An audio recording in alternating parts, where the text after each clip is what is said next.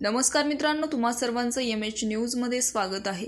दिल्लीच्या जंतर मंतरवर पुन्हा एकदा आंदोलनाची ठिणगी पडली। धर्मेंद्र प्रधान यांचा राजीनामा होत नाही तोपर्यंत मैदान सोडणार नाही असा इशारा आंदोलनकर्त्यांनी दिलाय। हजारो तरुण पुन्हा रस्त्यावर उतरले असून जंतर मंतर परिसरात तणावपूर्ण वातावरण निर्माण झालं आहे।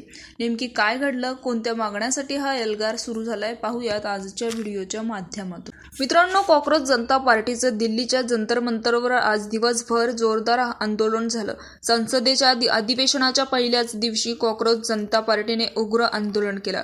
तरुणांनी संसदेकडे कूच करताना पोलिसांनी त्यांच्यावर लाठीमार केला।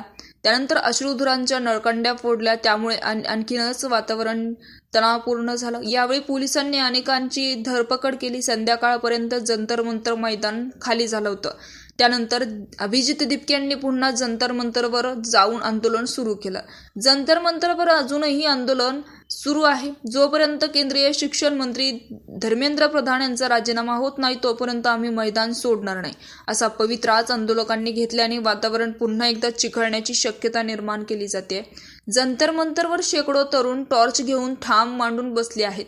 या आंदोलकांना CJPचे प्रवक्ते आशुतोष रांगा यांनी संबोधित केलंय। केंद्रीय शिक्षण मंत्री धर्मेंद्र प्रधान यांनी राजीनामा देईपर्यंत आम्ही जंतर मंतर सोडणार नाही। आम्ही येथे ठामपणे उभा आहोत आणि अधिक आंदोलक आमच्यात सहभागी होण्यासाठी वाट पाहत आहे असेही CJPचे प्रवक्ते आशुतोष रांगा यांनी सांगितलंय। अनेक लोक आसपास आहेत। सर्वांना आवाहन करतो, तुम्ही सर्वांनी या ठिकाणी या। जोपर्यंत धर्मेंद्र प्रधान यांचा राजीनामा होत नाही तोपर्यंत आम्हाला मैदान सोडायचं नाही असंही आशुतोष रांगा यांनी सांगितलंय।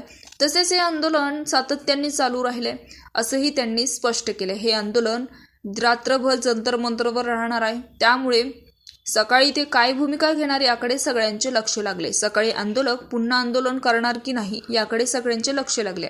दरम्यान आज दिवसभर जंतर मंतरवर मोठा हंगामा झाला। आंदोलकांनी संसदेच्या दिशेने कूच केली। यावेळी पोलिसांनी आंदोलकांवर लाठीचार्ज केला, लाठीमार केला, त्यामुळे वातावरण चिघळले। या आंदोलनावर सरकारची पुढची भूमिका काय असेल? धर्मेंद्र प्रधान यांच्याबाबत काही मोठा निर्णय होणार का? तुमचं मत कमेंटमध्ये नक्कीच सांगा आणि चॅनलला सबस्क्राईब करा। तूर्तास धन्यवाद। जय महाराष्ट्र।